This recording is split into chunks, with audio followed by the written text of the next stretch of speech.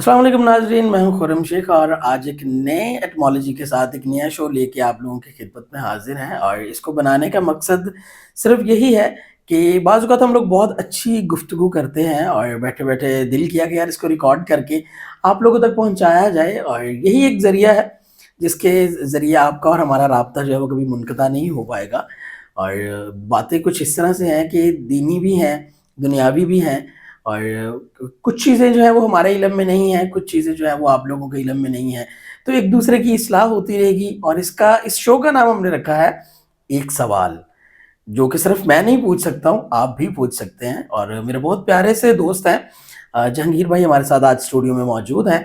और इंशाल्लाह हम जो है वो डेली इसी तरह बैठा करेंगे, बातें किया करेंगे, आप लोगों तक अपने पैगाम और आप लोगों के सवाल भी जो है वो इंशाल्लाह ज़रूर डिस्कस किया जाएंगे। और अभी जो है वो टाइम बिल्कुल भी ज़ाया नहीं करेंगे और अपने दोस्त की तरफ चलते हैं। अस्सलाम वालेकुम जी। जी, वालेकुम अस्सलाम। जहांगीर भाई कैसे हैं आप? अल्हम्दुलिल्लाह, अच्छा, अल्हम्दुलिल्लाह। जहांगीर भाई आपको आने में कोई मसला तो नहीं बना? नहीं सर, नहीं, अच्छा, चलें। अल्हम्दुलिल्लाह से आ अच्छा जहांगीर भाई, आप हमारे नाज़रीन को बताना चाहेंगे कि हमारा ये शो बनाने का मकसद और इन तक पहुँचाने का क्या मकसद है? सर, ये मकसद सिर्फ़ ये है कि जब हम अक्सर औक़ात बैठे होते हैं, तो किसी भी मौज़ू पे मतलब वो दीनी हो या दुनियावी हो, उस पर गुफ्तगू करते हैं। तो हम किसी जगह पर सही भी हो सकते हैं, किसी जगह पर गलत भी हो सकते हैं। बिल्कुल, क्योंकि इंसान है, इंसान से गलती भी हो सकती है। बिल्कुल हो सकते हैं। तो इस चैनल को बनाने का मकसद ये है कि हम जो बातें आपस में करते हैं, हम उसे वो दीनी हो या दुनियावी हो, हम उसे रिकॉर्ड करेंगे और अपलोड करेंगे अपने चैनल पे। अगर हम किसी जगह पर गलत हों तो आप हमारी इस्लाह करें, और अगर आपके पास भी हमारे लिए है एक सवाल, तो आप कमेंट सेक्शन में ज़रूर बताइए। हम इंशाल्लाह कोशिश करेंगे कि आपके सवाल का जवाब भी ज़रूर दें।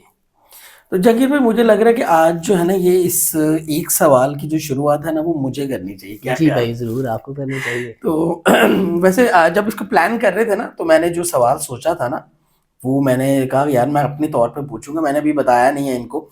मुमकिन आप लोगों के दिलों में भी होगा, और ये भी मुमकिन है कि आप लोग उसको जो है वो हमसे ज़्यादा बेहतर उसका जवाब भी जानते होंगे। लेकिन फिर भी अब according to my knowledge and analysis कि यार उसको कितना हम उसको डिस्क्राइब कर सकते हैं, कितना हमारे पास उसका जो है वो मवाद है, हम उसको किस तरह से जो है वो उस पर अमल दरामद भी कर सकते हैं। सो जहांगीर भाई, हम बिल्कुल भी टाइम नहीं ज़ाया करेंगे, क्योंकि लोगों को भी थोड़ा सा तजस्सुस होता है जी। कि यार कौन सा ऐसा सवाल है। तो सवाल आज मेरे पास ये है, क्या हमें पता है इस चीज़ के बारे में कि अल्लाह को जो है वो किस तरह का इंसान पसंद है? ये एक बहुत एक ख़ास सवाल है कि जिसको लेके जो है ना वो हर इंसान मेरे ख़्याल से थोड़ा-सा पॉसेसिव होता है कि यार पता नहीं मैं ऐसे कौन-सा काम करूँ कि मैं अपने अल्लाह को पसंद आ जाऊँ? जी, बेशक, बेशक। तो आपके नज़रिए के मुताबिक, आपके इल्म और नॉलेज के मुताबिक इसका क्या जवाब है? जी, खुर्रम भाई, सबसे पहले तो मैं आपसे कहूँगा कि बहुत ही खूबसूरत सवाल जो आपने चुना, अच्छा, कि बहुत आज का शुक्रिया। जो सबसे पहली वीडियो है हमारी, वो बहुत ही खूबसूरत सवाल से है। देखिए खुर्रम भाई, अल्लाह ताला को सबसे ज़्यादा पसंद एक आजिज़ गुनाहगार इंसान है। अच्छा, मुझे ये सॉरी टू से कि मुझे ना क्लियर नहीं हो पा रहा, आजिज़ गुनाहगार मतलब कि थोड़ा-सा क्लियर कर दें? सर, आजिज़ गुनाहगार के हम इंसान को आदमी कहा जाता है, तो ठीक है, हमारी निस्बत है आदम से। आदम की निस्बत की वजह से हमें आदमी कहा जाता है। ठीक है। अब जब हज़रत आदम अलैहिस्सलाम ने उनसे गलती सरज़द हो गई, तो हुँ, उन्होंने अल्लाह ताला को क्लैरिफ़िकेशन नहीं दी हुँ, कि ये वजह थी या वो वजह थी। मैं इस उन्होंने नहीं कहा, उन्होंने सीधा कहा कि मैं तौबा करता हूँ, हुँ, मैं एडमिट करता हूँ। बिल्कुल ऐसे ही था। इसके एवज़ अगर हम देखें कि इसके मद्दे मुकाबिल इब्लीस ने जब गलती की, तो वो अकड़ गया ना। बिल्कुल ऐसे ही है। उसने आजिज़ी का मुज़ाहरा नहीं किया, वो अकड़ गया। उसने क्लैरिफ़िकेशंस दी कि मैं मतलब ये वजह थी, ये वजूहात थी, मैं इस वजह से ये काम नहीं कर सका। तो अल्लाह को आजिज़ गुनाहगार पसंद है। अब हम इसे देखेंगे हदीस की रूह से। बिल्कुल, तो सर, सही मुस्लिम में हदीस है कि अल्लाह के नबी फरमाते हैं सल्लल्लाहु अलैहि वसल्लम कि अगर तुम सब लोग गुनाह ना करो, तो अल्लाह तुम सब को गर्क कर दे, अच्छा, और एक ऐसी कौम को ले आए जो गुनाह करेगी और अल्लाह से मगफ़िरत तलब करेगी, वाह! तो अल्लाह उनकी मगफ़िरत फरमा देंगे।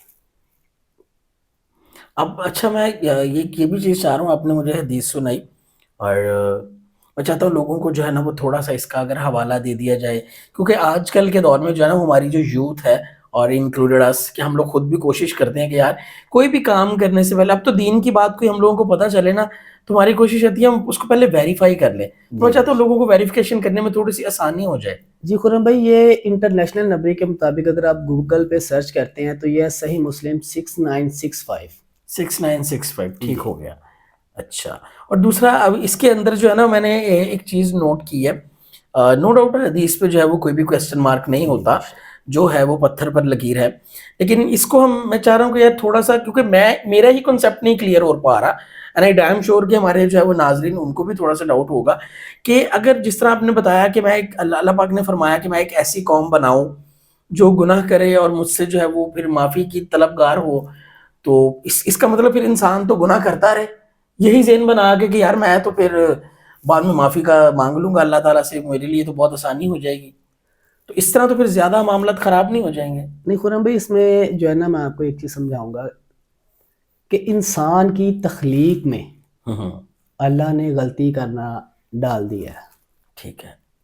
کہ انسان کے بلڈنگ میں ہے کہ وہ غلطی کرے گا، ہاں، لیکن میں نے آپ سے سب سے پہلے کہا کہ عاجز گناہ گار۔ اب اس کا مطلب یعنی کہ اس حدیث کا مفہوم بھی یہ نہیں ہے کہ آپ غلطی کریں، آپ گناہ کرتے رہیں، ٹھیک ہے؟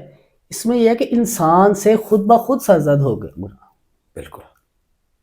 مطلب آپ بیشتر اگر آپ اپنی زندگی میں یا اپنے ماضی میں بھی دیکھیں تو آپ سے بھی کوئی ایسا مطلب کوئی گناہ سرزد ہوا ہوگا نا، تو آپ اس وقت جب گناہ سرزد کر لیں گے نا، اس کے بعد آپ اللہ سے توبہ کریں گے، اور جب آپ سچے دل سے توبہ کر رہے ہوتے ہیں تو آپ کے ذہن میں یہی ہوتا ہے کہ میں دوبارہ گناہ نہیں کروں گا۔ بالکل اسی طرح سے۔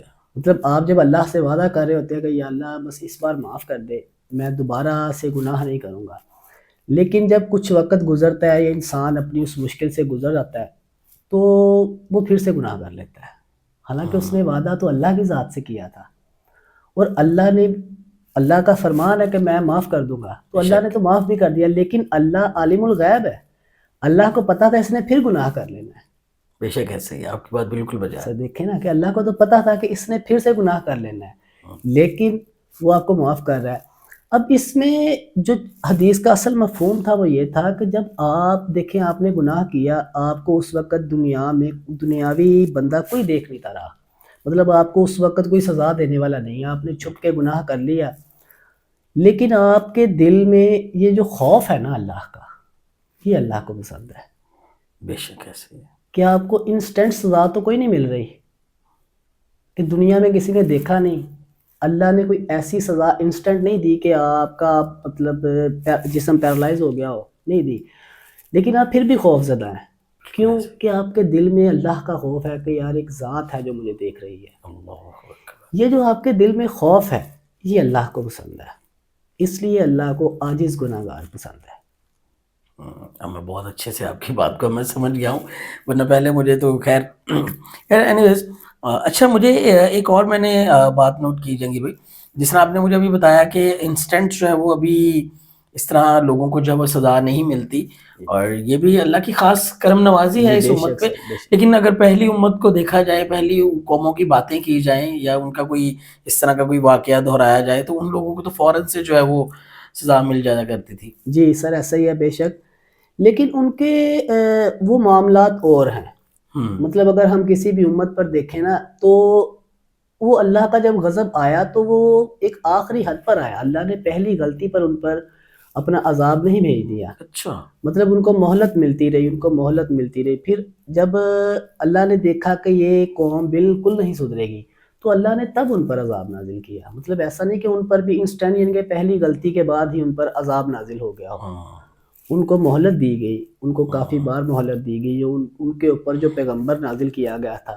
مطلب ان کے حوالے سے ان کی نسبت سے ان کو سمجھایا جاتا گیا کہ یار آپ یہ کر لیں یا یہ کر لیں، لیکن وہ کافی مہلت کے بعد جو ہے نا جب اللہ کو لگا کہ دیکھیں اب اللہ تو سر رحیم و کریم اللہ ہے، اکبر، اس سے بڑا اللہ تو کچھ بھی رحیم و نہیں، کریم ہے، بے شک اللہ اکبر۔ اللہ نہیں کبھی بھی چاہے گا کہ وہ اپنے بندے پر عذاب بھیجے، ہاں، اللہ ایسا کبھی نہیں چاہے گا. یہ انسان کسی بھی پریشانی میں اگر مبتلا ہوتا ہے یا کسی مشکل میں جاتا ہے تو وہ اپنی کسی غلطی کی وجہ سے. اللہ کبھی نہیں چاہے گا کہ میرا بندہ پریشان ہو.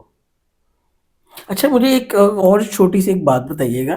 یہ خیر شو کا نام تو ایک سوال ہے، لیکن اب وہ ایک سوال کے اندر ہی اتنے زیادہ سوالات ہیں کہ وہ اب دل کر رہا ہے کہ ایکچولی گفتگو یہ اس طرح کی ہوتی ہے، اسی طرح ہم گفتگو کرتے ہیں نا، تو ایکچولی اتنا ٹائم گزر جایا کرتا ہے کہ وہ 2-4 گھنٹے بھی گزر جائے نا، ایسے لگتا ہے ابھی 10-15 منٹ ہی ہوئے ہیں.